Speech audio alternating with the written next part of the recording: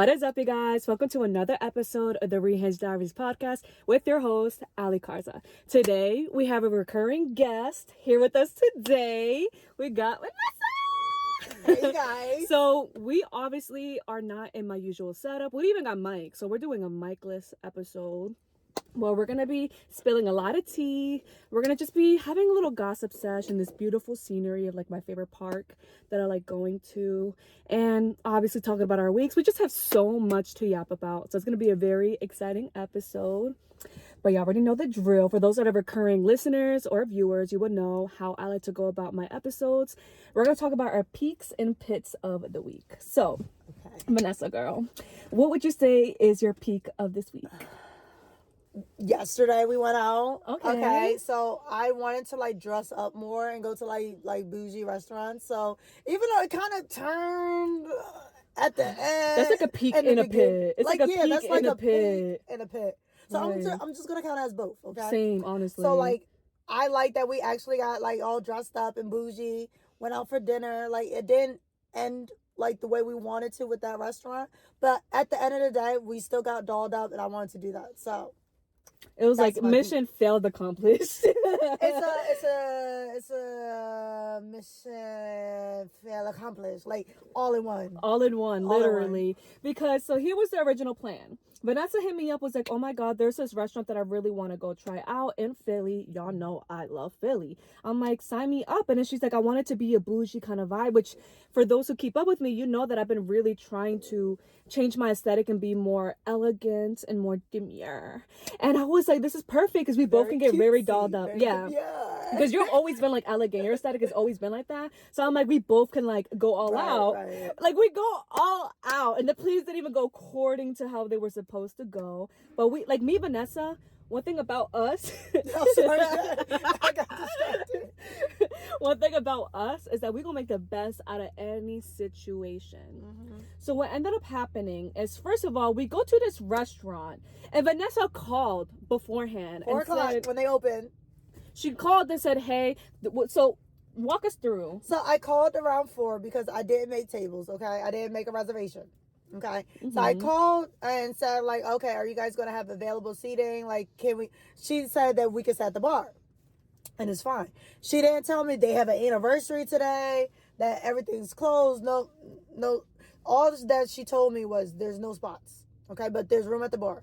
So then we call again around like what? We was already there. So like, I would say like 7-ish, right? We called again. Is that? No, when did I call again? Call, because you called. I called twice though. Yeah. I called again later that night. Yeah. And to confirm, and they said yes. The bar has room. There's seating at the bar. Mind you, we're in Philly already. So, okay. So when I called, they said there's room at the bar. Mm-hmm. They didn't tell us the restaurant's closed. They didn't say, oh, there will be no seating at the damn bar. They didn't say anything like that. And you know, if you're going to the bar, you would think you had somewhere to sit. I didn't think I had to request a chair. I had to ask for a chair. So, okay, they didn't even tell us. So when we get there, mind you, we Uber there because we couldn't walk in heels. Oh my God. Like, y'all know that I've never been like a girly girl, and I've been trying to adjust to like walking in heels. So I got kitten heels. You got these thick heels and you're like stunting, and I'm like, Vanessa, I'm dying. And then I was like, bitch, I will literally pay for our Uber because I'm tapping out. Right. Like, I'm tapping out. So we got an Uber to go there, which even makes it more diabolical because we got an Uber, we go there. And that's when they tell us, they're like, oh, we open up at 9. We're like, excuse me? Oh, wait. Let's rewind. So they said they opened up at 9. But when we first came in, there was this guy. I think his name was like Manning or something. I'm going to say his name. I don't care. I'm going to expose his name. So he tells us, oh, there's an anniversary. It's closed. I said, look my dumb behind. I was like, oh my gosh, that's nice. Someone like booked the whole place for their significant other. Oh yeah, that was so funny. He was looking at you like you were crazy. He's like, what significant other? I was like you said it's an anniversary. Like, they booked the whole place. And he was like, no. The restaurant. I'm like, I felt real slow. But, like, you know, when somebody, like, as a restaurant, when you say the word anniversary, you're going to think a couple. Right, so. And then it's like, as a restaurant, why are you guys closing down the place? You will want people coming in to make more money. And not only that, when you called, they failed to mention that. Mm-hmm. You wouldn't think, just to give you a warning, like, because we said, oh, like, remember how before we even, I think it was when you said, like, oh, what time did I call? The second time you called, I think it was before we even started driving out to Philly. Then I called 3 times because we called literally when we were in Philly. Oh, yeah. To double check, like, before we waste our time going there. Let's see if they actually have. Oh yeah, you call. Is there still room at the bar? She's like, yeah, there's still room at the bar. That's before we ordered the Uber. When I tell you that whole restaurant, and out of nowhere they're closed. I'm like, bitch, you literally just said there was room at the bar. She probably thought, oh, there's room at the bar because it's empty. And mind you, this is the real tea. So we're waiting until 9 o'clock. Mind you, we still don't know about no seats. We're patiently in line, like, oh my gosh, in the cold. Yeah, me, Vanessa, the sniffles were starting to happen. So we're just waiting in the cold, like, oh my gosh, well, you know what? It's okay. It's nice in there. It looks cute. We're going to take good pictures. It's whatever. We just got to stand in our heels for 20 minutes. We're first in line. It's okay. Then we get inside. So I'm looking at the bar. Where do we sit at? I'm sitting. Yeah. There's no seats. There's no seats. I wish we recorded everything so we could just post it because I'm feeling petty today. Because that had me so. Now they changed something inside of me. Now every time I go somewhere, I know I'm going to sound crazy to some restaurants. Whenever I call restaurants, and I want to sit at the bar, I'm going to be like, "Do you guys have chairs?" Well, what? Of course we have chairs. No. I just gotta ask. That's what I thought at one restaurant. I thought they would have chairs at the bar, but no, not for me, not for you, not for anybody else. So beyond me that we go in there and you and I are like looking under the bar. We looking under the bar like. And then like I was surprised it was packed, and it's like, what are you guys here for? I feel like everybody else didn't know about the seating. Like there's no chairs because I heard people talking about it and stuff like that. So I don't think anybody knew there was no chairs. I guess that's how they brought people inside. But I can say, like, the place itself, it looks real nice. I give it a 10 on looks. But service, they could be a little better. And I feel like they could have told everybody that asked or called or anything ahead of time. Like I feel like it seemed like all the employees wasn't on the same page. Because why not give us that information? You know, but hey, it's my fault for not booking the reservation. But I feel like you should tell somebody that the bar has no chairs. Because when we called before we even made the Uber, how are you gonna fail to mention to us that the place was gonna be closed until 9? Like that made no sense. Mind you, it's a restaurant, so it has to have chairs. Like what you guys do with the chairs? Right. We just standing there, girl. We got 2 drinks and we was like, yeah. And then we seen people across the street, and we should have did that if we like. There was a lot of people that were standing at the bar beside us that we noticed that there was a restaurant across the street that they were in there. We're like, we messed up. We should have just went there. I feel like we should have went there from the jump. After we got our first drink, we should have been like, yeah. No, the moment that they told us that we had to wait, we should have just checked it out while we were waiting. It was another bougie place too. But you live and you learn. We got some decent pictures. The lighting, honestly, you would think for a place as bougie as it is that the lighting would be good, girl. The lighting had me home. Like my pictures, we both took like photos on each other's phones. There's like one photo. I don't like any. I'm not gonna lie. I don't like any. Not even the first one. No. It didn't do me justice at all. There was like 3 that I liked. I said, well, damn, that night just it didn't exist. It did not. Yesterday did not exist. When I looked at those photos, yesterday did not exist. It was like a dream. Like, how did this happen? I said, It was just like the night, it just didn't go. And then when we went to the restaurant, like afterwards, the food was mid as fuck. I could say the food was terrible. I'm a mashed potato girly. Whenever I get steak, you were disappointed. I don't know what I don't know if they got it out a box or something with the flakes or something that added water. You know the struggle mashed potatoes. I was like, what is this, honey? I said, excuse me, can I get fries? Excuse me. Can I get fries? I gotta switch it out. But yeah, I don't. The fries are probably the only good thing. There was I don't know, the mashed potato. I never had mashed potatoes so bland. Not even like a parsley flake in there. Right. Not even a butter stick, like a piece of a butter stick in there. It was bland as heck. Honestly, it was just so disappointing. Not even you could have gave me cheesy mashed potatoes, something to make. Like, make it taste like something. It didn't taste like The nothing. food was honestly very, very. What the hell did I get again? Well, We got the we same got the thing. same thing. We got the the steak. but then I got with the fries, and you like originally had Yeah, with the I mashed had it with the mashed potatoes. potatoes. Because the steak was okay. Okay, so I'm not trying to be real fat. As y'all can see, I'm not that big, okay? She's Not a skinny that big. legend. So, I don't know why. For me, the steak was a little small to me. I was like... It was. I was like... For 21. It was $30. I think it was $30. I was like... I order steak everywhere, okay? Like, even Longhorn gives you steak. They give you a decent size and everything. It was real small. That thing was small as heck. They tried to put like a big behind salad. Yeah, on the side of it, the spinach. so I couldn't see it. Oh, it was spinach. I ate it. Listen, when I like complaining, but I'm like, gonna eat it. I ate everything on that plate. But It you wasn't. was mad It as wasn't fuck. good. It was because I was hungry.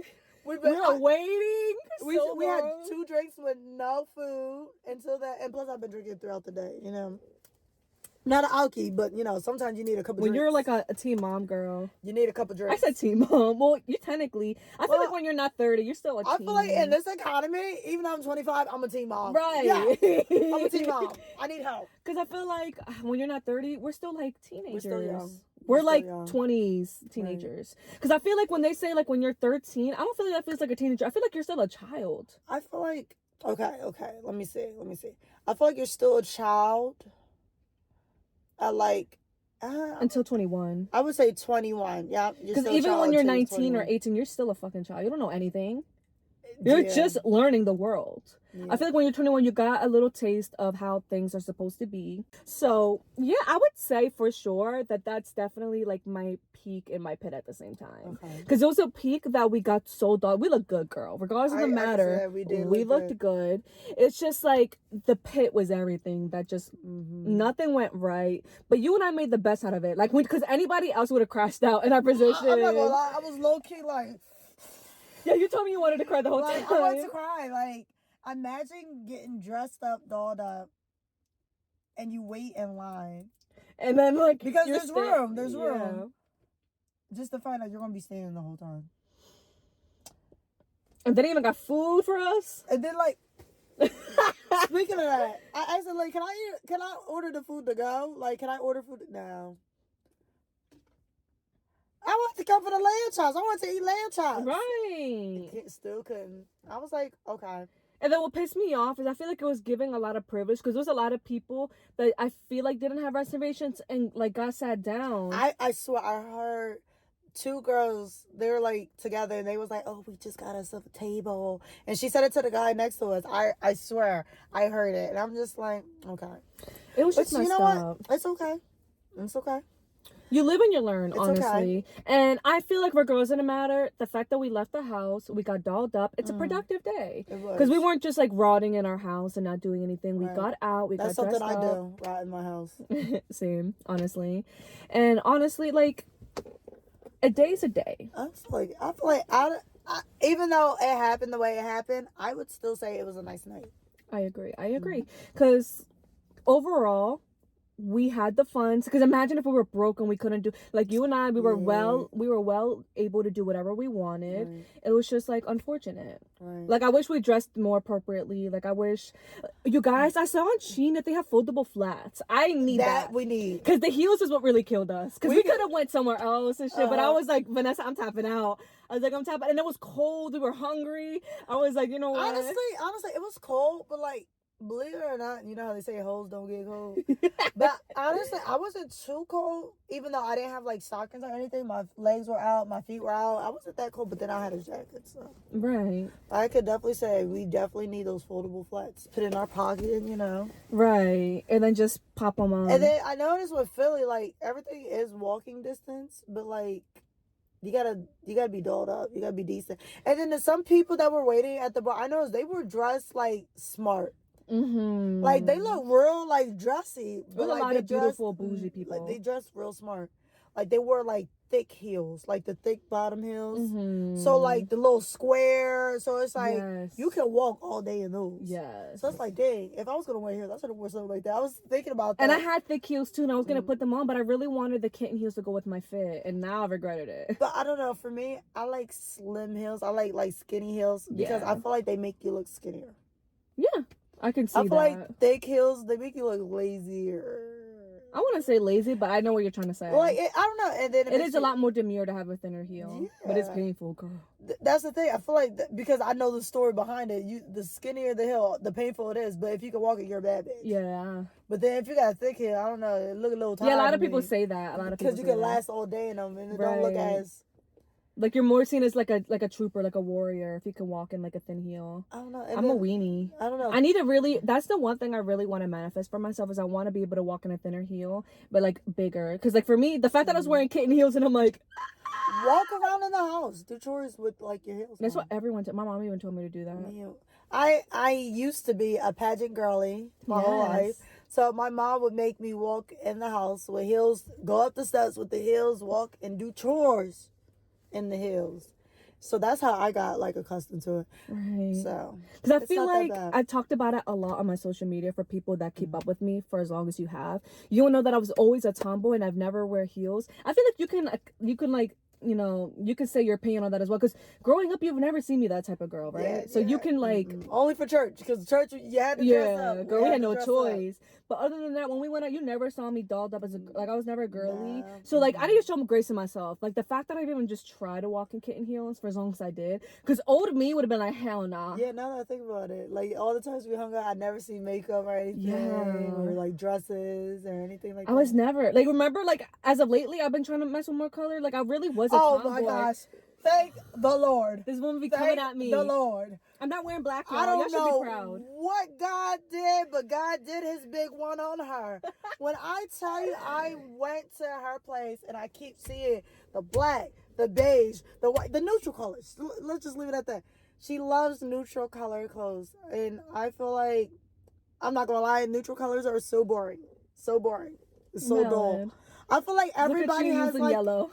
Yellow's my favorite color. I don't know. It makes me feel brighter. Like, you know, it makes me feel better. Like, if I have a bad day, if you wear yellow, you feel better all of a sudden. Like, you'll feel like, but like, you won't feel as much, you know? Right. I feel like the brighter the colors you wear, the happier you are. I agree. But, anyways, so I'm so happy that you ordered like more colors. I feel like everybody has like a good color that looks good on them. Like, other than the neutrals. I love pink. I've been loving. I went through a phase when I was in beauty school that I wore nothing but yellow. Like I had yellow nails. Really? I had yellow like dress. Like I really, even for my graduation for beauty school, all I wore was yellow. Were you happier?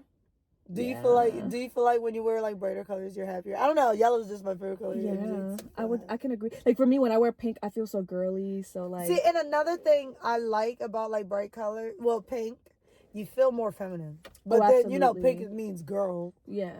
But I did go through a phase of wearing yellow. I want to start wearing yellow again. I think it's just because back then, like when I was in a long-term relationship, which we're going to talk about toxic relationships in a bit, especially for Catherine and Austin Mcbroom. But yeah, it's going to be a spicy one, you guys. So buckle up. But when I was in my toxic relationship, I feel like I lost a lot of my confidence. That's probably why I went so long without color. Like all I wore was black. And they say that when you wear a lot of black, it can represent how you're feeling internally. Whereas for me, of course, like I can see it. I don't want to talk too much shit about wearing like black because I do have the alt kind of grudge kind of vibe. But that's why for me, I feel like if I can describe my aesthetic that I've been really trying to change, is I want to give elegance with a little grudge. Okay. Like I will always be like an all girly, of course, with the tattoos and the piercings. It will always be me at my core, but I do love elegance. Like I love pearls. I've been going through a phase of pearls. I love I just been really trying to be more sophisticated, if that makes any sense. Okay. Yeah. So that's definitely been my thing. So I am trying to, and not only that, but I've been really trying to challenge myself to get out of my comfort zone. Okay. Which was colors. Thank God. Colors and heels. Heels was my big one. Thank God. I want to see you in a color red. I feel like red is your color. I bought a lot of red dresses, so and you're gonna see it. I feel like the red will like make your hair pop more. Absolutely. I have a lot of red. I have a lot of pink. I have a lot of yellow that I bought as recently. So you guys will see that very, very soon. Okay. But yeah, with all that being said, for our peaks and our pits, which was exactly the same thing, was there any other peaks or pits from your week? Before we get into today's episode topic, I don't know. Like I'm like a stay-at-home mom, right? As of right now, so like I don't know. It's just You don't do much. Overall, yeah, I would say that we both share this, like, the same pit and peak of this week. Because for me, it was really uneventful. I guess the only pit that I could say if I were to add on, other than, like, last night was, I don't know, I feel like this week I was, like, sleeping in a lot. But then, like, I'm trying to learn how to show myself grace for the fact that I work a lot. Like, I'm always going to the gym. I'm always going to the gym. I work overnight, so that's a lot within itself. And then I'm working on this podcast. I've been posting on TikTok again, which I guess you could say is a peak. Like, I'm stepping out of my comfort zone and posting on TikTok again. And overall, like, I guess you could say that was my pit in a sense where I was, like, sleeping in. And I feel like I have this war with myself where I'm like, oh my God, I'm so young. This is my prime. I should be getting the most out of my life. But then again, I'm like, Allie, you can't get anything done if you don't rest. Right. Because then I'm not going to be delivering my best self to the things that I want to do. Right. So I've been trying to show, like, myself grace. Because I slept in this week, and even my coworker, like, who is now my editor for my podcast, he was just like, oh my God, like, you've been sleeping in, whatever, because we've been in communication of, like, the editing and stuff like that. But I was also like, I don't rest this much. So this is the first time I really rested this week. It's good to, like, actually sleep, you know? Yeah. Like, it's hard for me because I'm always on go. But then again, I'm like, then I wonder why I'm so miserable in the end if I don't rest. Which I'm trying to learn the balance. Okay. It's right. very, Getting very there. tough. Getting Yeah. there. All right. Baby steps, though. Baby steps for sure. So with all that being said, let's talk about today's podcast episode topic, which is Catherine Mcbroom. She's in her new era with her new boyfriend. Hold on. It's not Mcbroom no more. Oh, yeah. P.S. Why do I keep saying Mcbroom? I don't know what her last name, but I just know it's not Mcbroom. It's P.S., yeah. P.S.? P-A-I-Z. Or Paiz. Paiz? P.S., I think. Paiz? No, isn't it P? Wait, no. Peas? Isn't it P-A-I-Z? Yeah. Paiz. I don't think it's Paiz. I don't know. Hey, just don't start with a P, you guys. Right. Catherine. Catherine P. Catherine P. Mm-hmm. I used to call her Catherine Paiz on my TikTok, and people would get so mad at me.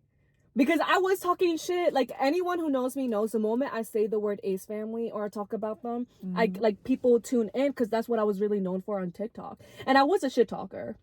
Because they were doing a lot of fraudulent shit, which we will be discussing in this episode. Because Catherine, her little rebrand is very interesting. Because I feel like she's in an era that we've never really seen before, where she's, like, independent and she's, like, very non-problematic. So I feel like for a long time, all we saw was her standing by a very problematic man. And that's the thing that I really want to stress about in this podcast episode, is what that does to a beautiful bad bitch's image when you are beside a problematic man.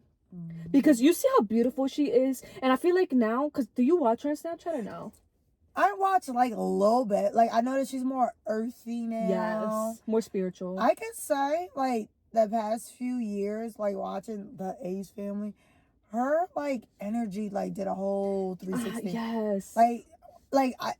She's been posting about, like putting things in her place, like her house. Yes, because she just got a new house. Yeah, getting it together. I was like, first off, I looked at the way her house is now from, like, the little snippets I seen. It's like, it don't look anything like how she used to live with the Mcbroom as a Mcbroom. I noticed, like, it's more earthy, more, you know, I love it. And you know how she's in, like, her spiritual era, too. Yes, so, like, I feel like her healing. place matches, like, her state of mind, too. Yes. I don't know, like, when I was looking at those little snippets, it looks real relaxing. Like, if I could take, like, a little spa day or, like, a trip, I would want to go to her house. Because it looks so, like, earthy, like, relaxed. Like, I don't know, looking at her, like, stories, I feel the spiritual. I 1,000% agree. Not to even, like, jump ahead of what we're going to be talking about, but you know the videos that I sent you about Austin Mcbroom reacting to Catherine's new boyfriend? The thing that really triggered me, and now that you mentioned that, I don't know if I'm overthinking, you guys. Comment down below your thoughts and opinion. Because I can't be the only one, now that you mentioned that. Is if you looked at that, because I sent you all the videos and you watched every single one, and you saw his reaction to Catherine's, like, you know, boyfriend, he's like, oh, he talked about the chakras. But the way that he said it was mocking her belief. And now that you said that she was able to, because you were like, oh, she never lived in an environment where it was like, the house was like, it was like, you know, decorated in the way that she like, you know, would describe her best. So now can you imagine her? Because for me, now that he said that already tells me everything that I need to know about him. He probably doesn't even like believe in a lot of the shit that she like believes in. And the way that he talked out on it, I can't imagine how much that would be for her to be like, well, now I can decorate my house with all this spiritual shit and I don't have to get judged for it. It's best describes me. I feel like that was the key. Like when he said the chakras, I feel like that was the key for us to understand he was the issue. Oh, absolutely. Because first off, no matter what a person is going through, like, hey, maybe something in her life, maybe it was him, but something Not in her maybe. life, We know it was him. that made her spiritual. And, you know, this is where she's at. And like, you know, we are in different eras of life. You know what I mean? Like you could go to like, something could cause you to go to a different like, you know, mind space and everything. Right. And the fact that he's like, oh, your little chakras and like, be for real. Be for real. Like you're making fun of her chakras, but she look way better now. And let's talk about it. Let's call out Austin McDustpan, okay? Austin McFucking Dustpan. The shit that really got me tight is when he made that whole paragraph about their divorce. You're saying that this is your best friend. You talk about your best friend. Like, this is how you know he never loved her or respected her. Because I feel like for me, if you really are parting with someone, like you part ways with someone and you guys know that you're always going to have a place in each other's arts, like you said that you do, you would never disrespect her. And I feel like his response was so disrespectful. Like, it was very subtle disrespect, but it spoke loud. Yeah, I don't know about that. But my thing is, I notice a lot of social media, like influencers, when they break up, they always be like, oh, this is my best friend. We'll always be together. Like, you're lying. You're not talking to that person no more. I hate that. Well, they like, have to co-parent though. Yeah. But I noticed a lot of like social influencers, a lot of people have been breaking up recently. Absolutely. I noticed that. But I noticed they always say like, oh my gosh, thank you for all the support, you guys, you know. We're going through a divorce. That's my best friend to the end. They always lie. I feel like they make it look nice. But really, it's not. It's not. I know what you're saying, but then the thing that really does bug me is you know how the Ace family had this like perfect image, and the fact that it was falling down for so long is what really destroyed the career and like just everything what they're known for. But I just think it's funny that he would sit there and he tries to act like, oh my god, this is my best friend, you know, I love her, but then the way that he was just so intimidated, because I feel like he was just so intimidated by the fact that she found someone else. Because I really felt like, without a doubt, when it comes to Austin McDustpan, is that he really felt like he was the prize. See, and that's the thing. Men get comfortable. Men get too comfortable. He's seen Catherine staying for everything. Shoot. She stuck by He put 3 kids in her. And think that, you know, she's going to keep tolerating. But eventually, you get tired. Like, you could be in a relationship now. Somebody could do you dirty. You might stay, you might not. It takes time. I feel like as females, it takes time for us to process it. Like, yeah, I'm going to hit the door. Hit the road, Jack. Not no more. But that speaks volumes on what I was mentioning earlier, where it's like, people, women, y'all don't understand what it does to you and your image. What, like, being with a man that's so problematic. Because for the longest time, I feel like a lot of people looked at Catherine like she was like a very awful, problematic person, because you're standing beside someone and you're practically enabling their behavior, standing beside that type of shit. Whereas I feel like now that she left him, it spoke volumes, because it's like, yo, you're finally basically saying and I feel like that really made I even grew a lot of respect for her finally leaving him, because it's like, I don't care that you guys have 3 kids, I don't care how much you love him, he's done a lot of fucked up shit. He's cheated on you. There was a lot of scams, a lot of scandals that were so like well known when it comes to it's attached to their name. Like, can you imagine, like, Catherine, like what that does to you, like having that shit attached to your name? If someone search up Catherine, her last name Paiz, we don't even know, Catherine P. It's like, when you search up her name, there's nothing but scandals attached to you. Do you know how bad that is? When, like, you see her new rebrand now, it's like, I feel like she is reintroducing herself to us, and I love that. I wonder, did his views go down ever since the divorce?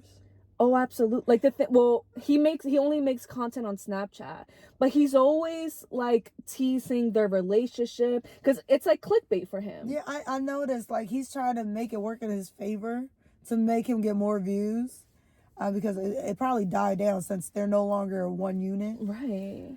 And you know, people want to be nosy, see this, that, and the third. But like, I could tell who was the problem. I feel like when you end off with somebody, the person who says less words is the one that left for themselves and for a better. They had to leave for the better good. You know what I'm saying? Absolutely. Because agree. I feel like he's just bitter now because there's no reason why you gotta even mention stuff about the divorce or like teasing her. I don't think she ever mentioned that man. No, she did. Honestly, But I feel like she gave little hints, a little something. I feel like she never was bitter like him, you know what I mean? she doesn't mark me as someone that's a bitter type of person. Yeah. But I will say that she's definitely surprised me a lot by the shade that she has been throwing at Austin. Because I've talked about it on my TikTok, where like she was throwing a lot of shade, being like, "Oh, I'm happier now. I needed to let go. Like I've been so much happier now that you're letting go of toxicity." Girl, she Girl, deserved to be let's alone. talk about the amount of times that man has cheated on her. Girl, like I'm sorry, she could have got her look back a long time ago. She could have dragged him like him. He needs to consider himself lucky for the fact that she could have done more. She could have done more. Like these little shady little like comments that she's made is nothing compared to what that woman could do. Right. I can't imagine the amount of receipts, the amount of shit she could air out. Right. So Austin, consider yourself fucking lucky. Like consider yourself like, like off, like getting off the hook, because I feel like she really could air that man out. Yes and no, because another thing, this is what we see like social media wise. Right. Who really knows what's really going on? You know what I mean? On both ends, yeah. And then I noticed another thing, like now she got her house and stuff. Didn't they have to sell their last house or something? That shit got foreclosed. And then isn't that weird that it got foreclosed and that's when the divorce started happening? The divorce started happening, so I feel like it was just too much. Mm-hmm. Like when you're having that amount of scandals back to back to back, think about it in a relationship, how the hell is that going to survive? And then he is the problem of why like these scandals. he is, because every time like. And then she's standing beside him. Hey, but you know what? I can't blame her because when you're with a man, when you're in love, you're gonna stand beside him. I did it for 4 years, girl. She did it for what, a decade? She's stronger than me. No matter what a man can do, I'm gonna stand beside him. She's stronger than me because she did it for like a decade. I did it for 4 years, and I'm like, girl, I'm embarrassed. But I feel like she also stayed for the kids. Oh, absolutely. Yeah, there was kids involved. I feel like that's another reason. But shoot, I would have never given the third one. I mean, there was already 2 in there, girl. Yeah, but I don't know. I feel like the third one, he's real young, and I feel like that's when the like scandals and all that started being more public. That would have never that would have been a reason I would not try to get a third one. I feel like that's what they did though. They were like, if I have a third kid, it could really camouflage all the trouble that they were getting in. But then, like you said, it's messed up for the child because it's like, yo, you're literally being born into a bad image already. But then imagine what that does for Catherine, where she's showing her pregnancy and all that. People are gonna empathize immediately for a pregnant woman. Right. So I feel like they were very strategic in that way. But then look how long that can only last for you until it started really catching up, until it was just a joke. Like I don't know if you heard about it was the last boxing fight that Austin was in. The amount of legal trouble he brought himself in, like they sat there, they had a market, like the fact that he has the privilege to have the amount of marketing and people, like all the resources to really help make that event so successful with the marketing and the promotion and stuff like that. And then for him, he's just like, no, I'm gonna do things my way. And then the event flopped and they didn't earn as much as they should have because of his ego. I'm like, this is the shit. Can you, just from us viewing that, imagine being with a man like that behind the scenes? And so for me, I'm like, I can't imagine what that woman has gone through. She needs to write a book. I cannot. And not only that, you heard about the drama with his brother, right? With Shyla. Oh no. That's a whole nother war. Wait, is Brandon? Landon. Yeah, that's his name. Because he was in a relationship with this woman. Oh, then he got another one pregnant. And recently. It's a baby girl. Premature. Yeah, but then he was with the woman Shyla, and she came forward and said that he was so narcissistic, he was abusing her, like it was bad. But I'm like, if we see that with Landon, and Landon always says he looks up to Austin. Like brother. And then there was, I don't know if you ever saw that clip that went viral where it was the Ace family, like, they released a video and they didn't edit a specific part, because you know how it's heavily edited, which is fine, it's a video, but there was a part they forgot to edit, and he was like, oh my god, my hair is messed up, redo the take, and he like yelled at her. She's like, okay. Welcome back to our channel, guys. What's going on, everybody? Ooh, look at my hair. No. Good thing I don't have to. No, I'm gonna say it. Good thing I don't have to be on camera today. Okay. God. Okay. My hair looks fucked up. I would not film like this. So just go. Okay. Okay, 1, 2, 3. Hey, Ace family! Welcome back to our channel, guys. Like, you could tell she was like, it was like something that like must be common. Like, for me, when I saw that clip, it's giving like that's something that happens a lot. Maybe she posted that on purpose. That's what a lot of people said. That's what a lot of people because said. If you edit your videos, photos all the time and perfectly, how's it now all of a sudden? A lot of people. A one mistake, all of a sudden. And she made several with her. That's why a lot of people came to that conclusion. They're like, what if it's a cry for help? All right, so now let's talk about Catherine's new boyfriend. There is apparently a theory going around. So apparently there's a theory going around that Catherine and her new boyfriend, they were messing with each other before the divorce was announced. Shoot, I don't care. Okay, so I'm going to let the video... Wait. I don't care. She had him 2 years ago, 3 years ago. She deserved it. Who knows how many Austin had? We've seen it. Can you imagine? I don't see nobody coming out with receipts about her. Ooh. Ooh-wee. So I'm going to let the clip play of this theory so you guys have an understanding of what's going on. Guys, I cracked the code and got all the tea about Catherine's new man, and it is juicy. So as you know, Catherine and Austin announced their divorce in early January. 4 weeks after she announced her divorce, she went on a girls' trip to Tulum, but she was actually with her new boyfriend the whole time. But wait, there's more, and you won't believe it. Remember in November of 2023 when she went to that wellness retreat? She always talks about how this retreat changed her life. Well, guess who else was there? Which is really interesting because just 4 weeks before this retreat, Austin posted this on his Instagram, saying they got a new house and they would be back on YouTube soon. She definitely met her boyfriend while she was still married, and maybe he gave her the courage to finally walk away. Maybe after all the years Austin cheated, she finally cheated back and actually fell in love. That would explain why Austin was on his Snapchat saying that there are 2 sides to every story and warning Catherine to leave him alone before he gets petty. Either way, it's clear that they were both unhappy with their marriage and both wanted to move on. So let me know what you guys think.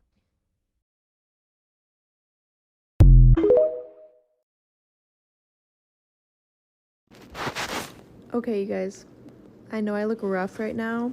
I just woke up, but I just watched Austin's story where he's like reacting to everyone reacting to Catherine showing her new boyfriend. I have a theory of what happened.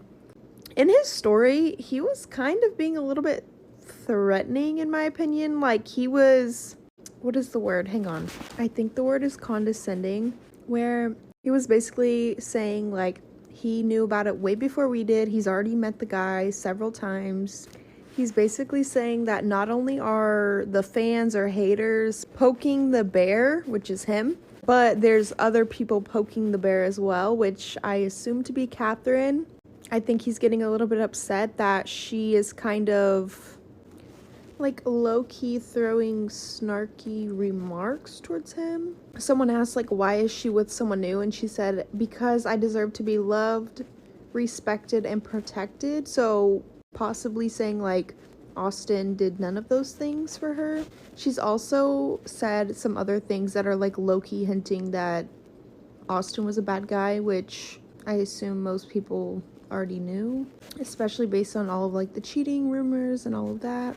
But at the end of his story, after he's basically saying, you know, everyone's poking the bear, and at some point the bear will get angry, and he's gonna go on his podcast and talk about some things, and then he's gonna shut up after that. He says, we're all connected, we're all one. Okay, he's basically like throwing shade at her for her saying all that. You know how she's always like, we're all connected, we're all one, we have past lives and our ancestors and all of that. Like, she's awakened, or whatever it's called. So after he was kind of like copycatting her or whatever, he said, okay, I'm off to Brazil. And guys, she went to Brazil with her brother and dad a year ago. Literally, she posted at the beginning of November last year that she was in Brazil. Her boyfriend is from Brazil. And on her story, I think it was yesterday, she was saying that she wouldn't talk timelines, but then she was saying things about a year ago. And that this has been going on for a long time. Like, she wouldn't show us anyone that she hasn't like fully came to love and things like that over time. Plus, he speaks Portuguese, and she said that whenever they met, all they could speak, or the language that they shared, was speaking Spanish, and that the language barrier was hard and things like that, and that now he can speak English like really well. That doesn't happen overnight or even in a few months, really. So anyways, my thoughts are that she met him on her Brazil trip and then came home and was like, bye. I feel like she had been distant from Austin for a long time before that. Like, she was disconnecting from him and was already had in her mind that she wanted to get separated. But as we know, they came out with a divorce earlier this year. So she met someone before she publicly announced the divorce. So I think that's why Austin's kind of petty about it. But who knows? Let me know what y'all think. Okay, so it was crazy when I saw this theory pop up on my For You page, because I haven't kept up with the Ace family. All I did know is that she announced that she had a boyfriend. I didn't know there was this theory going around. Okay. So now that this theory is going around, it makes a lot of sense of why I feel like she would really have the balls to leave Austin, because you saw how loyal she was to him. So this man, you gotta know he's good for her to be like, you know what, I gotta let this man go. What are your thoughts? Man, I like tattoos. He's fine, girl. Shoot, I don't know. For me, he got to do something to her, because She gotta be treating he gotta be treating must, her like royalty. I think I seen something that said they met like November last year or something. There was like the theory. Brazil. Oh yeah, yeah, trip. And then Austin was saying something about like Brazil. Did you see that clip? Yeah, He said something smart, Brazil. And you saw the ending, because there is a reaction, which I'll let it play, of Austin's reaction to this news of her having her boyfriend. I am unbothered. The kids come first, as you guys know. You guys think that I find out the news when you guys find out the news. That's false. I've been known about the news. I've actually met him. Not once. I will never be petty to where it affects my kids. Kids will always come first. You guys, just keep pushing me. You keep pushing me. That's where I'm at. And like I said, you guys aren't the only one doing that to me. I know you guys see it. Someone keeps poking the bear. Do whatever your soul, whatever your chakras are telling you to do, but always remember the kids first. And minding my damn business. And that's fine. That's fine. Least I can do is share my side of the story, right? There's always two sides to every story. Never like one-sided, no, right? Usually if one person is unhappy, then like that other person is unhappy, right? Like, you guys have a great day. The thing that really spoke volumes to me, which kind of I feel like proves this theory could possibly be true, allegedly, is the fact that in the end he's like, there's two sides to every story. So he must have known that she probably came up to him and was like, hey, I'm seeing someone else, this should end. I feel like that could be the theory of how it ended. And maybe he was just like, oh shit, she's actually leaving me, blah blah blah blah blah. I think it started with the Brazil trip, right? And she went with her family, I think. I don't know, but not Austin family, like yeah, McBroom. like maybe like not the the kids. McBroom, but her. No, not even them. Oh, she went with her. Or her family. Okay. Yeah, that's what I seen. Yeah. She went with her family. I feel like she ended up falling in love with the guy. Because they met. Oh yeah, there was pictures. You're right. It was the family. I think she kept in contact, but didn't do anything yet. But started falling in love with like, you know, the talks. You know what I'm saying? You know, I feel like she didn't cheat right away. I feel like she just fell in love with like him as a person. Because you know, now she's in her like spiritual era. So I feel like when she met him, she dived into her like spiritual era and then probably vibe because he gives me chakra vibes. Yeah, he definitely gives off the vibe that he's spiritual. So that correlates with what she already believes maybe in. it probably opened a piece of her that she couldn't open with Austin. So that's what probably caused her to later eventually like, man, this is what I want to be. Like, this is, and I feel like that's what tied them together. And then that's how it happened. And then it would explain why she's more spiritual now. Because it happened when he came around. They always say another man can open something else in you. There's a joke that's so funny that you and I were just talking about, where there was like a meme that goes around. It's like, never let your husband stop you from finding a boyfriend. Catherine said, don't mind if I do. She said, what? Let me take notes. Like, oh let me write it down. Shoot. Honestly, my opinions on everything is like the amount of loyalty that she's shown to this. And I've talked about the Ace family for years now. That's what a lot of people know me for. So me giving my opinion from like watching them, being a viewer for so long, I have to say this man gotta be so good for her to really sit there, be like, because the loyalty that she had towards Austin, like, and then I don't know if you saw, a lot of people in the comment section were talking about it, how, I don't know if you saw that snap that she made where she's like, he's the most beautiful man I laid my eyes on. Everyone's like, I know Austin's punching the fucking air. Well, I don't know. I feel like it's true because Austin's not even cute. Girl, I'm not gonna lie. He always gave me he like aged a little, like milk. He really aged like milk. That's true. But like, I don't know. To me, he was short to me, and then like he gives me like feminine. Like he's like real fruity. Like I'm not saying anything wrong with that. Let me put that there. I'm not saying anything wrong with that. But you know, but for his energy, whatever's it's attractive to me is, you know, is my like. And it's her opinion. It's her opinion. But like to me, he looks like he acts fruity. Like I don't know. I like my guys very real femme. masculine. I know what you're trying to say. He really is femme. Yeah, like you can't match me. Please don't. Please don't. Please don't. Like, there can only be one princess, my love. There can only be one princess. And I don't know. For me, when I look at Austin, like I feel like he had to be the main girl in the story for everything. Like the main bitch. Like, you know what I'm saying? He wanted to be I really felt like he thought he was the prize. Like I'm saying. For the longest time, I feel like Austin thought he was the prize.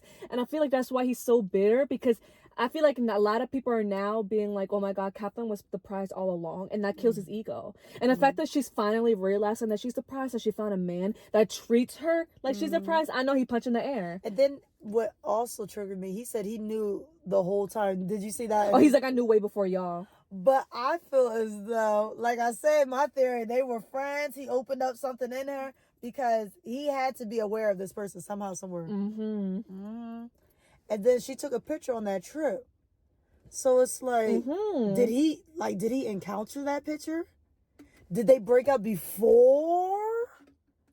Because like that picture is from like that Brazil trip. You don't just meet a guy and take a picture with him. Even if he's a friend or not, especially if you're married. She said the connection was immediate on Snapchat. She said the connection was immediate. So it's like, did they divorce before? No. She went on that Brazil trip? Because, I don't know, now I'm thinking about it. Like, yeah, you know. No, the trip was definitely before the divorce. That's why a lot of people are having a speculation. So he probably caused the divorce. You know. That's what I'm saying. That spiritual man led to a spiritual thing. You know what I'm saying? That's what I'm saying. I feel like that's what probably caused it. That's what I'm saying. That's why everyone has like. That's why my opinion on everything. That man gotta be so good for her to be like, I'm throwing this man to the fucking curb. I know she treating him right because the way she treated Austin, I know he getting good treatment. And this guy, we haven't seen much of him, but like I said, Austin, he really was acting like he's surprised and fruity. This man, he looked masculine. And something about a masculine man. I love a masculine man. But another thing I noticed, you know, Catherine, she's always been like quiet. You know? Very quiet. I agree. Even through all this, her man has been quiet.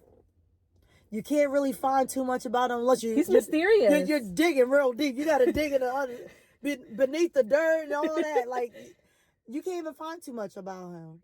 And that's another thing I've realized. It's like he didn't take like advantage of the situation, or he didn't even feel like he had to say something about it. He kept everything quiet, and that's another thing. I feel like Catherine's going to stick with him in the long run because she's already a quiet person. I agree. And then like I think she's tired of the loudness. Got to post everything of their lives, and the fact that he's quiet about this whole thing. You can't find too much about him. I feel like she's going to end up staying with him. Of course. 2 years. In 2 years, I'm going to call it. In 2 years, probably before 2 years, What if they're he going to gives get her another married. baby? They're going to get married. Oh yeah, I can see it. I I could see it too. But in 2 years, they're going to be married. Imagine it's like next, like literally in a couple months. I can see them staying though. Because you could like, tell they look more compatible. And he is fine. I'm sorry, he's fine as fuck. Girl. And then, girl, you did good. You did good. He's in love with her. Like you can tell. Who wouldn't be? She's beautiful. Right, I've never, out of all the times I've ever said anything negative about Catherine, I never said she wasn't beautiful. It just made me mad that she stood by Austin for so long, because I'm like, girl, like when you see a beautiful woman standing beside someone that is so problematic, that it's just so ugly, it's like it makes you look some kind of way. But I don't know, I can't blame her. Can't blame her. Of course, because love does crazy things. Look at me, I was with an ugly man for a long time.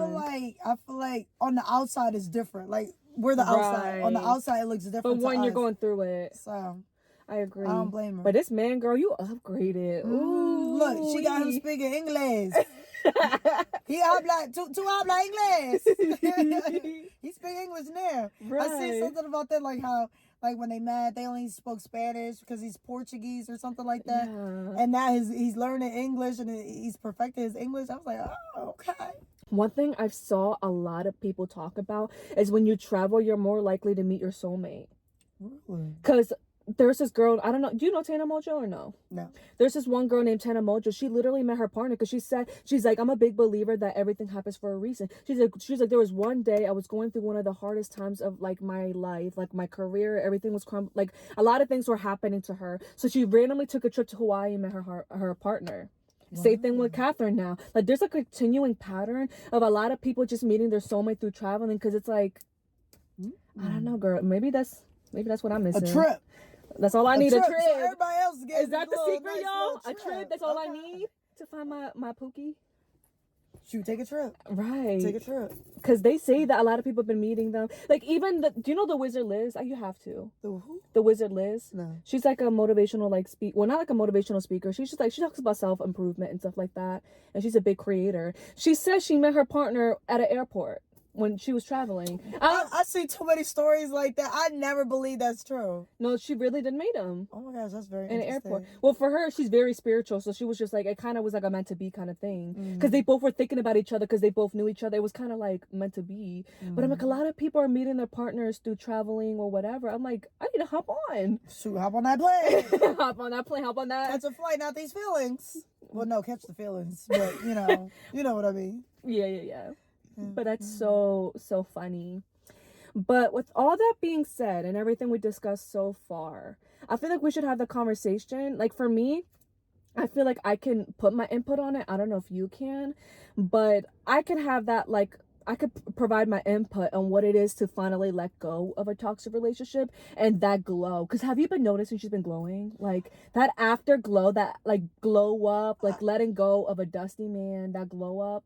And like I noticed she's becoming more vocal. Like she's more like on her own. She looks free. I could definitely. That's the one word I can describe her as. She's she definitely free. She was a bird in a cage. And You just took the words out of my mouth. She finally let go and woo. It's like the cage was open and she just finally. The cage bird sings. But like I noticed like her social media page looks so much better.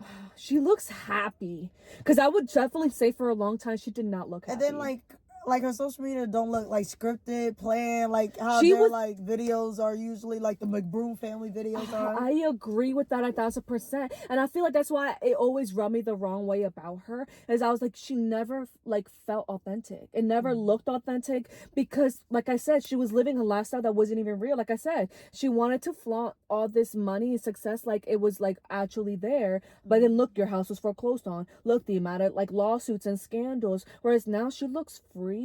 Where she's like, I could finally be myself and I could like, because can you imagine for him as well? Can you imagine if she probably wanted to make spiritual content, and the fact that he made that like little comment like, oh, the chakras, I'm like, I bet he was holding her back. And sometimes, you guys, a man that is just not good for you, is gonna hold you back. No one know who would you be. Can you relate to that? Like, obviously not in a relationship aspect. Like, what's a point in your life where you're like, I let go of this thing and it made me happier? It could be a job, a friendship. Like, what would you say? How would you relate to that? Like, could it be a job? Like, when I let this job, I'm finally happy. Like, what's something you let go of that made you really, really happy? I would say job. Because one thing about Vanessa, she gonna leave a job. The way my resume so lengthy. So I believe the saying, always leave your job. When it no longer serves you, leave. I don't care what them bills are looking like. Just leave. Just leave. Just leave. And I strongly believe in that. So if you guys are like miserable in your job, etc., like you don't like somebody there, or you just like, you woke up and you're just like, I don't want to work here. Just quit. God's going to take care of you. So one time, well, no, I quit all the time. But there was this one job, I hated it. I literally only lasted 2 weeks. Because I was going to say, you have this weird thing where you can quit a job. It don't matter how many bills you have, you make it work. So that's why I feel like you gotta always have, you gotta always have a little savings just in case. I'm gonna say, you could speak on that, like letting go of any job, because you make it work. I'm gonna make it work. I'm gonna struggle, but I'm gonna make it work. And what's it called? I left this job. I worked there for like 2 weeks. So what job was this? Well, just describe the position. Don't say the actual job. Okay, I was a PCA, patient care associate. I know what you're talking about. Well, you were only there for 2 weeks? Yeah. Flo can even tell you. I don't even think I was even there for 2 weeks. Oh yeah. So you told me about this. You just dipped. Let me get into it. So I didn't even work the job for that long where Flo noticed me on my like final week. She was like, "Oh my gosh, I never knew you worked here." She seen me. And I was like, "Yeah, I work here." And then next you know, I was gone after 3 days after seeing her. We didn't even know we was working in the same like hospital. But anyways, I was a PCA. So when I got the job, so I could say a lot of jobs, they hide like your actual like responsibilities. So I am a certified medical assistant on the side. That's underneath my belt. And then a bachelor's and all that good stuff. But anyways, so I got the job. It took me like 2 years to even get into this hospital, believe it or not. And then for a low entry job too, mind you, I was overqualified. I have a bachelor's. I even did a minor. I even had a CMA license. I don't know why it was so hard to get in. Probably because of my lengthy resume. No, but wait. I can't even say that. Because I did like have a couple jobs that I had 2 years experience and stuff like that. So I can't even say that. You probably saw your resume was like, this girl be hopping. I don't put all the jobs I have. You can't put all the jobs. Right. So, but yeah, what's it called? I did that job because I applied for that job because I wanted to be a nurse. So I needed some experience. But, it was okay. The job pay is what was my first red flag. I was like, but I gotta get the experience. Girl, $16. $16. At a hospital? Yes. So I was like, you know what? The lady told me, the person that interviewed me, it's like vital signs and all that. First day. Like, I'm about to cry. Like, yo, your eyes are watering. It was the first day. It was the worst. Hospitals do not care about you. It was my first day. Yo, your eyes are watering. Because like this was so disrespectful to me. Like, it's my first day. No. You're gonna laugh. But it's my first day. Okay, literally just walking with this one lady. I guess she's like she wasn't the manager, but like she was leading me to the manager. It's my first day. The manager, no, she's not a manager. She's like one person below the manager. Assistant? I don't know. Just like I guess assistant man. I guess you could say, but it's not. That's not what it's called in the hospital. I guess like a lead nurse or something. Okay, yeah. So in the hospital, you'll hear like rooms ringing because a patient needs, assistance. So I'm just gonna say assistant manager, whatever. She points at me, say, "Hey, you don't hear that room like calling like she said, hey, yeah, you? yeah." She don't even know my name. So yeah. So she was like, "Hey, you, the room is calling, assistant person and all that." So the girl had to talk for me. She said, "This is Vanessa. This is her first day." She demeaned you like and she said, "Oh, I'm sorry," and like, oh my gosh, that should have been my second red flag. But oh my gosh, like I low-key wanted to cry. Like, I'm a little, like, emotional. Right, that's so mean. It's like, oh my gosh, am I not a person? You don't even know my name. Like, the thing is, you don't even The gotta know hey me. you was enough. The fact that you don't even know my name to even call me to go assist with whatever's going on in that room. Like, girl, you never even see me on this floor. This is my first time even stepping on this floor. Like, dang, I didn't even, like, learn where to clock in yet. Yeah, like, I could say hospitals, like, they're short-staffed and they're needy and everything. But, damn, at least know my name. At least look at my, like, you know, my name tag. Mm-hmm. At least treat me as a person. So what did it for you? Okay. Because that was red flag number 2. Okay, yeah. So, over time, I learned that I had to clean up patients. Like, So, clean I'm like, clean poop, piss, all that, diapers, C. diff, and all that that. wasn't on your job description. So it wasn't. The lady never told me I will be cleaning booty. So she never told me. But hey, I wanted to be a nurse, so like I didn't care. Yeah. So I need the experience, but I know how to clean booty, but like and all that other stuff. But a heads up would have been nice. A big red flag for me. The third one. I don't know why. It takes a couple red flags for me. Yeah, no. It's so sad. It's so sad. So the third red flag for me was it was my third day training. So I mastered everything, you know, how to clean a patient and stuff like that. It was my third day. And there were 60, I think she said like 60 patients on that floor. It was only me and this one other girl. I was like, how long you been here? She was only there for 6 months. And I was like, and then there was only me. And then there was, of course, the nurses there. But as a PCA, PCT, it was just us two. I was like, 60 patients. Just us two. And mind you, I worked on the, what floor was that? Bariatric? No. Yeah. That's like the weight loss and everything. Yeah, I worked on that floor. I was like, 2 people. And 60 patients? Yes, 60 patients. Y'all gonna be overworked. And then on our floor, they add everybody else, like COVID patients and stuff. It's not just bariatric. Yeah. I don't know why they just add everybody on that floor. So that for was my 16 the hour. Mm-hmm. So I was like, oh my gosh. I'm not saying you get like, you know, I still did it even though the pay sucked, but like yeah, because you gotta, you know, like you said, you wanted the experience. But yeah, that was my third red flag. Only 2 of us, 60 patients. And it was COVID time too. Right. And it was like, wow, where's everybody? Everybody calling out and all that. And I understand the hospital short staff, but it's like, damn, y'all not gonna call nobody? Like you're not gonna call the other hospital and say, hey, we need some help over here or something. I was like, wow, it's just us two. Third day. Because you said you were there for 2 weeks. Mm-hmm. So after I think this is the next week. No. After the third day I was working there, I started calling out. You're like, I'm fed up. So I started calling out. But I made sure I had a doctor's note. Because I could say, and that's another thing. People need to respect. If you work at the hospital, respect anybody that works at the hospital. Mm-hmm. So I have scoliosis. My back was killing me. Moving patients side to side, cleaning them. My back was killing me. I literally, every time I called out, I went to see my chiropractor. I was like, yeah, I'm just going to get my back all nice and dazzled up just to go back and do another shift. Yeah. And you know how bad this job was for me? Like mentally, physically. Right. I called out, and mind you, they never even gave me a call out number. You know how bad that job had to be for me to figure out how to call out, and they never even told me how to call out? Let me tell you, I called the hospital, and the hospital was like, where can I direct you to? I said, bariatric floor, this, that, and the third. My manager, they didn't even get a hold of my manager. I said, they got me to the front desk of that floor. And I said, yeah, can you let this person out? Yeah, I'm not coming in.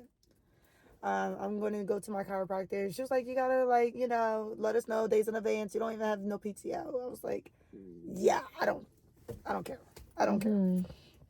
So I was calling out. I think I called out 3-4 times. But with that pain, I can, because you have scoliosis, I can only imagine that pain, because lifting up patients. And then the thing is, it was always short staffed. Even that day, that was terrible. It was only 2 of us. Some days it's like 3 to 4. Right. But it's barely. And then like sometimes people don't like help you because they have other patients. We're assigned like patients. And then sometimes like you can't, like sometimes you'll call other people, they're on break, this and that. And then sometimes people are just mean, you're just by yourself. Right. So what did it for you? Okay, this is the last straw. This is flag number 4. So this is the day before I actually quit. So I cleaned up this guy. I lifted him out the chair by myself, cleaned him up, right? So I know the now story. I'm about to put him on the bed. He shits all over the floor and my uniform, my shoes. That was my last straw. Just straight shitted on me. It didn't say sorry. Didn't even let me know it was coming. And it was weird because he had solid first. Like his poop was like solid liquidy first when I first cleaned him up. And then just straight running all over me. All over me. I would have. And the thing is, he could talk. He could, like, I know he felt it. You know, when you got the runs, you can feel it. You could have gave me a warning. He didn't care. He didn't care. He didn't even say sorry. Didn't say sorry, nothing. Didn't say sorry or anything. Oh my gosh. So then how did you quit? Okay. Like, so that day, let me finish off. But that day, I cleaned myself up, kept the same scrubs. I cleaned myself up the area. I cleaned them first and everything. I did let the nurse know, like, you know, this guy got the, you know. But, and that same day, I was hiding in other rooms. Like, I can say there's some patients that's, like, really nice. So I would stay in their rooms, talk to them and stuff like that. They'll call the bell for me and we'll just talk. But okay, let me go to the next day. The next day, I was like, yeah, today's not it. I went in my email, printed out my pre-made. So I keep a template. Pre-made? I keep a template when I'm about to give my 2 weeks notice. I keep a template. All I do is just change the name of the job. That's how you know that's common I for keep you. a template. Yeah, I feel like you should always keep a template of everything. Of quitting a your cover job. letter, quitting your job, resume, everything. So I already had a template. All I had to do is put the hospital's name. So as I printed it out, the manager calls me. I was like, oh man. Well, I already got my thing printed out. I don't let's see what she's going to talk to me about. She was so nice. She was like, it looked like you don't want to be here. You know, she was being nice? Yeah, honestly, she was nice. And she was like, you called out and all this stuff. You're not calling out the right way. And I told her, honestly, my mental and physical health declined. Mm-hmm. And I also told her I didn't even want this job at first. At first, I wanted to be a lab tech. Right. Because I want to later eventually become a medical lab technician. Mm-hmm. So, but, you know, I also want to be a nurse too. So I was like, all right, you know, get the experience, whatever. So I told her, like, you know, I got my bachelor's. I wanted to try this out. I wanted to, like, become a nurse and all that. And, like, she actually, like, sympathized with me. Like, she actually felt sad for me. I was like... Did she apologize and everything? She didn't even apologize. But, like, you know, she was like, oh, my gosh, like, you know, this was not what you expect. And then, like, first she thought that I knew what the job required. I didn't know. That's what I meant, but like apologizing, like. Yeah, no, she didn't apologize, but she was like, oh, okay. But she empathized. Yeah. She was like, oh, like, you know, like when I told her, yeah, the person that interviewed me did not tell me it's like this. It's this short staffed. No. So I told her, to be honest, I printed my 2 weeks notice. And she was like, oh, okay. She was like, do you want to continue your 2 weeks or do you want to leave? I said, oh, I can leave. I could leave. I gave her my ID badge and everything. I said, it was nice meeting you. You were really nice. I love you. Like, thank you for understanding. You know. At least she was nice. Because imagine she was mean. Like, no. She was like, I would never forget that first day of that one person. Right. But I could say she was like I didn't leave crying, but like, I low-key, like, felt, like, happy. Like, I was, like, happy, but, like crying happy. The fact that she didn't make me feel bad for feeling how I feel. Because most jobs, they'll be like, you sign up for this. Like, like, it's not that hard. You know what I mean? And, like, wow, you just started. Like, you know how jobs try to, like, low-key influence you to stay and all that? Like, you know? So I could say, like, I cried happily. I was happy. Mm. They tried to make me pay to get out the garage, though, because I didn't have my ID badge. But the person that was there, they sympathized with me and said, all right, I'll let you go, but next time it's $10. I was They like, trying to make you pay? That's crazy. you know how sad that is, quitting the job, and then they try And to they make make you pay? for parking, bitch. I still like. I was like, wow, okay. But, yeah. Oh, that is so crazy. Yeah. So the lesson out of all that was, how did you feel finally leaving? Like you felt like, Oh, I was happy. I had a job next to the, like 2 weeks later. I'm not gonna lie. I ended up working at a orthodontist office. oh yeah, I can say I loved that job. Like the people I met there, we're still friends to this day. oh, I could say maybe I was meant for the dental world, I could see that. not for the you. medical. I could see that for you. Maybe I should have been a hygienist or Girl. something. I could say, oh my gosh, like I could say this orthodontic office was like really busy and everything, but I loved it. Oh, I love meeting people. The patients were you're a nice. social butterfly for sure. Oh my gosh. There's this one kid. Oh my gosh, he has autism. He loves seeing me. That was my best friend. Oh, I used to tell him, best friend, you seeing me? We're taking x-rays? We're taking x-rays? Oh my gosh, I loved him. Oh my gosh. So the lesson out of all that is, you guys don't hold on to something that's holding you back. Mm-mm. Like sometimes when you let go of something, like you can like be like, sometimes it's holding back your blessings. Right. Don't feel bad. Don't feel bad. Mhm. And don't be So- scared. Yeah, it is scary. It is scary. And because sometimes we crave stability, and that could even go for relationships. I'm sure for Catherine, she's like, this man, we made so much money together being a social media couple. And I can imagine how scary that is to let that go, because you're like, you're stepping into the unknown. But when you're stepping into the unknown, that's where the blessings be at. Yeah. But Look at my resume. And you know, one thing I can always say, every time I left the job, I ended up getting paid way more. yeah. No matter what kind of field it is, no matter if it was entry, I noticed I was getting paid way more every time you leave a job.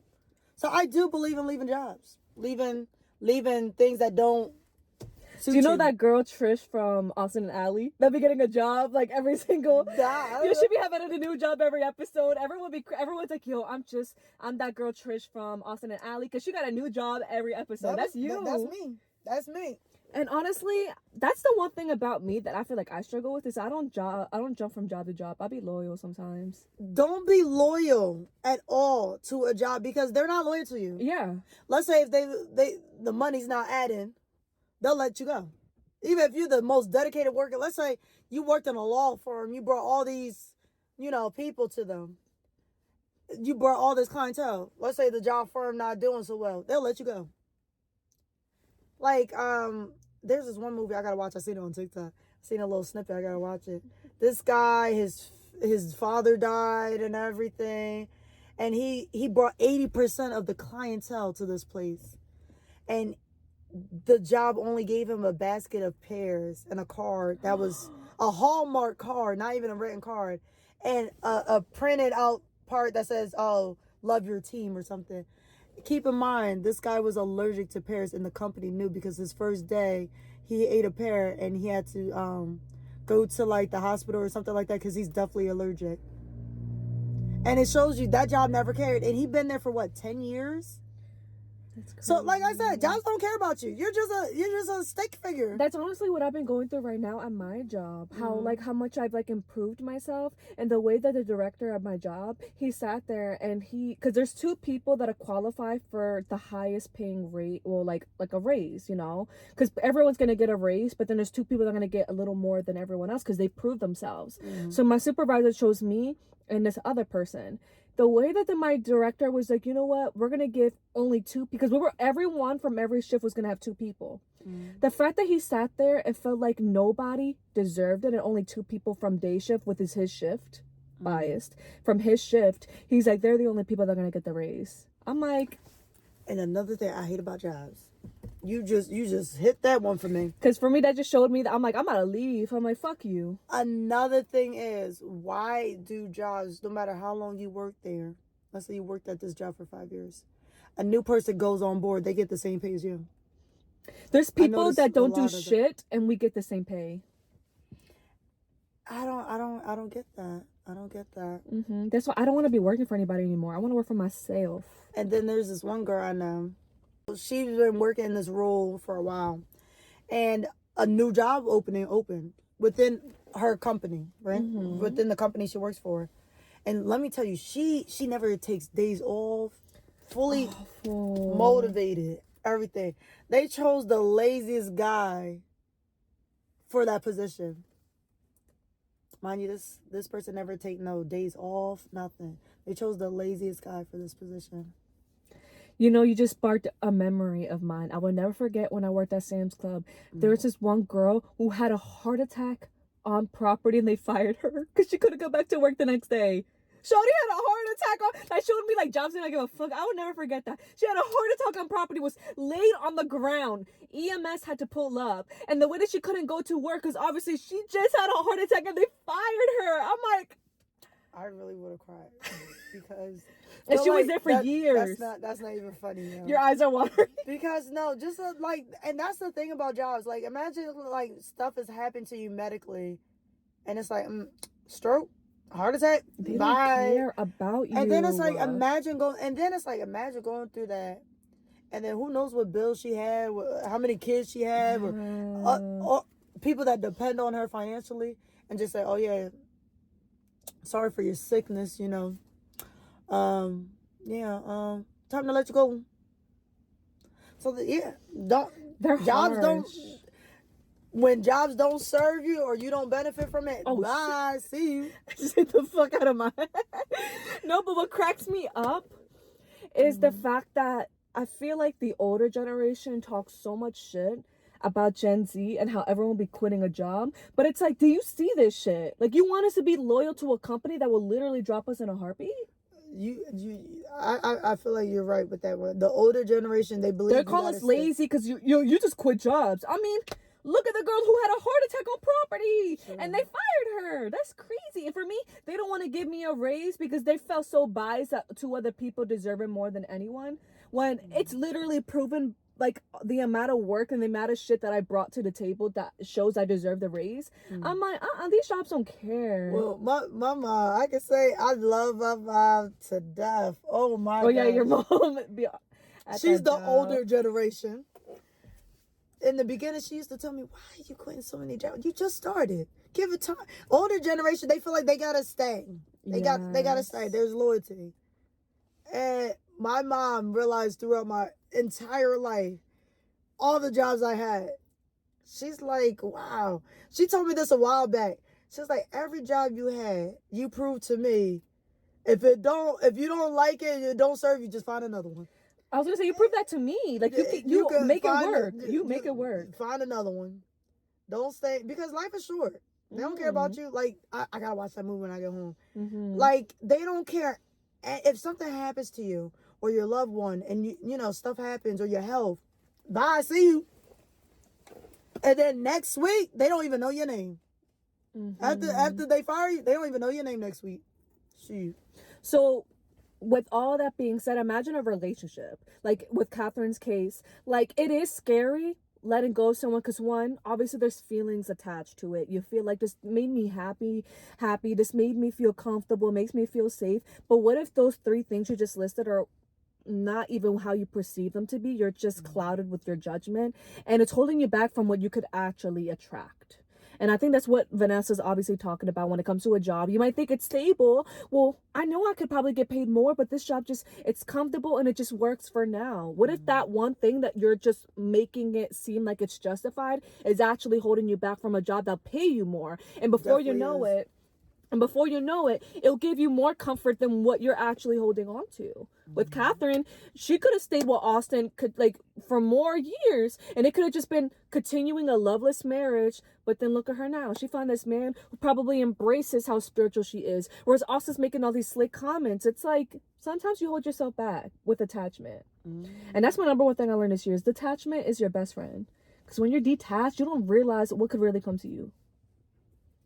Yeah. But yeah, I think that's going to wrap up everything for today's podcast episode. I think we shared so much. I really do love the fact that you told us so much more about the idea of letting go. Like, especially jobs. I feel like a lot of people now probably struggle with that, where they're like, oh, this economy is so bad, I need to stay with this job. It's like, I feel like the economy now kind of really like puts a great influence on that. But me, I just don't care. Vanessa, she don't give a fuck. So y'all, if you're holding on to that job that's making you miserable, let Vanessa be the one to tell you. I'm telling you, God and fasting. God will help you. And then it's like, you get blessed even more when you let it go. I agree. So never hold yourself back from the blessings that you can attract. But yeah, that is everything. Thank you guys so much for watching or listening. If you're listening to this on Spotify, make sure to give it a 5 stars rating. 5 I would stars. say it would help keep the lights on, even though we're outside. And obviously it's nature with the fucking light. But y'all know the drill. Okay, my lights in my room. We gotta stay on one way or Gotta keep another. it on. And if you're watching this on the YouTube podcast channel, make sure to give it a thumbs up. Comment down below your thoughts and opinions, or share your experience of the blessings you attracted from letting go of a relationship or a job, or if this helped impact you to leave a job or relationship. Comment down below, and make sure, most importantly, to subscribe to the YouTube channel. We have more episodes coming up and more Vanessa. If you want to see more Vanessa, definitely let This is our me signature know. Literally. That is everything. I love you guys so much, and I cannot wait to see you guys in the next episode. Bye bye.